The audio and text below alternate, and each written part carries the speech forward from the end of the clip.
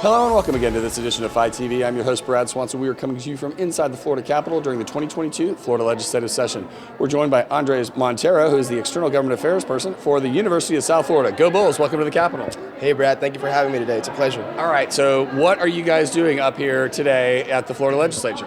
Yeah, so we actually did our yearly USF Day at the Capitol event, which is an event in which we give opportunities, we give students the opportunity to come to the Capitol, tour the Senate chamber, the House chamber, get to speak to some legislators, some representatives, some individuals that are involved in politics, lobbyists, media, individuals, and it's truly a very once-in-a-lifetime opportunity where students that are interested in politics or that are interested in government can open their eyes a little more and see how the ins and outs of Florida legislation works. So we know you guys typically bring your board of trustees and your president. What's USF looking for from the Florida legislature? Because as we know, it's the Florida legislature that gives capital dollars to universities or supports them in funding mechanisms and empowerment. So what's USF looking for from this legislative session?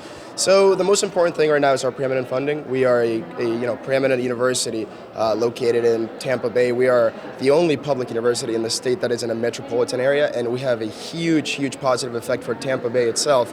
So we're looking to climb up the ladder within.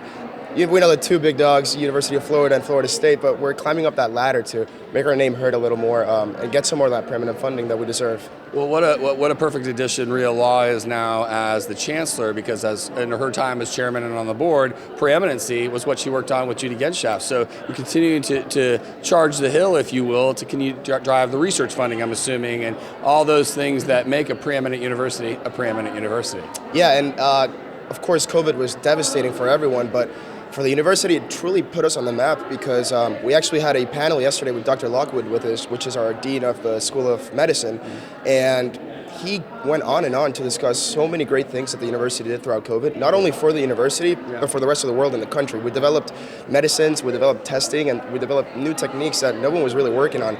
That truly set us on the map for that, preeminent funding, and right now, all eyes are on us, so we have to keep doing what we're doing. Yeah, absolutely. Well, as a Bull, and my daughter is currently a Bull at USF, I'd say go Bulls, and really thank you for everything you're doing, for all the great work that university does. It doesn't happen without people like you, and we thank you for sharing the story of USF on Phi TV and the rest of the legislature. Thank you.